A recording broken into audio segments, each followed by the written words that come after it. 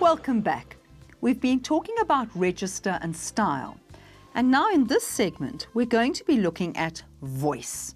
First of all, voice refers to the author's individual style, or how an author writes. Secondly, voice refers to the personality of a first-person narrator. And often we call that first-person narrator the point of view of the piece of writing. Point of view is another way of referring to the narrative style. Remember, the point of view can be that I've been talking about, the first-person narrator, or the second-person narrator, which is when you use you, or the third-person narrator, when you use he or she or it. So style is how a person writes. An important aspect of that is the voice. Whose is the point of view? From what perspective, from what view are you looking at something? Are you saying I? Are you saying you? Are you saying he, she, or it, or they? All parts of style, and we call that the voice. Now, what we're going to look at here is the different ways of writing a letter. We're going to look at the style of a letter. We start here, and it shows you that it's a fairly formal letter. What are we looking at? With one address at the top and one address on the left-hand side, we're looking at a business letter. So you're expecting a formal style. Let's have a look. Dear Dr. Watson, application letter for position of vet's assistant. So yes, we definitely have a formal style. I'm a student. Well, you might say that's not entirely formal. I'm is colloquial because it is a shortened form of I am. So it's not stiffly formal, but it looks as if it's still going to be quite formal. I'm a student at Pine Cove High, and I'm inquiring about the position for assistant vet. I saw the advert in the Pine Cove Daily last Tuesday. Well, there is another example of something that's a little bit informal. Advert. What would be the most formal way of saying that? Advertisement.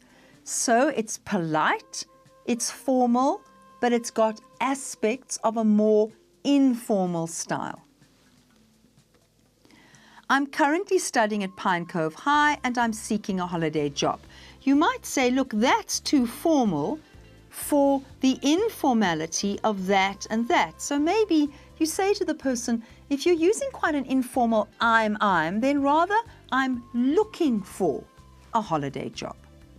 I love animals very much and I know how to work with them. Since I'm a student, I don't really have much experience, but last year I worked at the Mason Garden SPCA for 2 months, and it was an amazing experience. You can hear the voice of the person speaking. Somebody speaking very naturally, very enthusiastically, and with a little informality. The amazing experience, a little bit of informality. That's where I developed my passion for working with animals. A semester ago, I got called back at the Mason Garden SPCA, but I could only work there for 3 weeks. I've missed working with animals, so I'd really like this job. Again, quite informal. I got called back at, maybe even the grammar there you might not be happy with. The that's, the I'd, the I've, all of that is part of spoken English. It's part of colloquialisms. So this person is getting the kind of voice, you can hear the person talking to you as if the person was sitting opposite you.